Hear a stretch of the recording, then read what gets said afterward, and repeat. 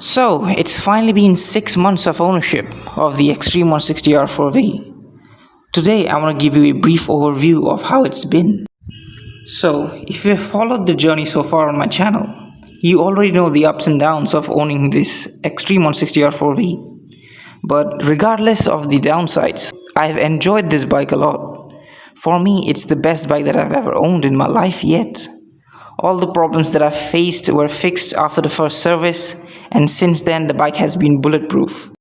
During the first month, my main issue was the mileage. I was getting around 33 kilometers per liter, which was low, a lot lower than I expected. But fortunately, it has improved a lot since then, and I can confirm I'm currently getting from 40 to 43 kilometers per liter, which is a big improvement, and I think it's a decent mileage. So mileage is not an issue anymore. But what about comfort? The bike is pretty comfortable for short rides around the city and around the highway. But for longer rides, I have noticed that the seat cushion needs to be improved. Riding this bike for too long can give you a sore back. The suspension is also a big factor when it comes to comfort. The rear is nice, almost perfect for Indian roads. But the USDs at the front are a bit stiff. They are very good at twisty turns and good pavement roads. But when it comes to bumps, you can definitely feel a lot of bumps on roads. So they are a bit on stiffer side. But for USDs, it's pretty common to be a bit stiff. The C8 tires given to the Xtreme from the factory work great. Even in the rain, even in the mud, they work brilliantly. No issues there at all. The engine is amazing. It's grunty, it's powerful, it's refined, but also it leaks oil. For some owners, including me, have suffered from this issue, especially at the early stages of ownership. It's not a massive issue. It will not cost you a lot of money. In my case, it only cost me 65 rupees to change the gasket and on some glue. But it's still an issue that we need to talk about and Hero needs to fix. So beware of this. It's a great city bike as well. If you're willing to look past the clunky gear shifts that you can face sometimes in the city, the bike works just fine.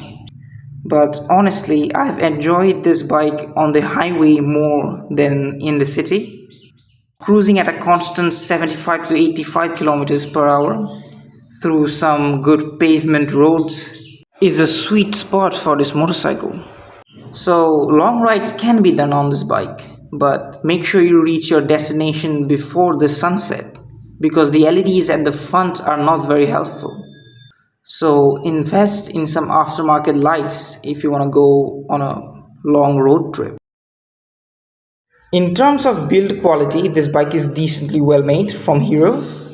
The switchgear is fine, the fiber quality is decent, but recently I've started noticing some rattling noises coming from the bike, especially when I go through bad pavement roads. The instrument cluster is not bright enough. At direct sunlight, riding on a sunny day, it's really hard to notice the information given to you. Even in its brightest setting, it's not bright enough in the sunny day rides. The front brakes work brilliantly. The rear is a bit less powerful. The ABS works extremely well. There is no issues that I've found. These past 6 months, I've enjoyed this bike a lot. I've ridden this bike in every condition, every weather, every kind of road, and I am truly enjoying the ownership of this bike. I do still highly recommend this bike in the 160cc segment. I do still think this is a very underrated bike in its class, and it deserves a lot more recognition. So that's all there is for me to talk about. I'll answer your questions in the comments.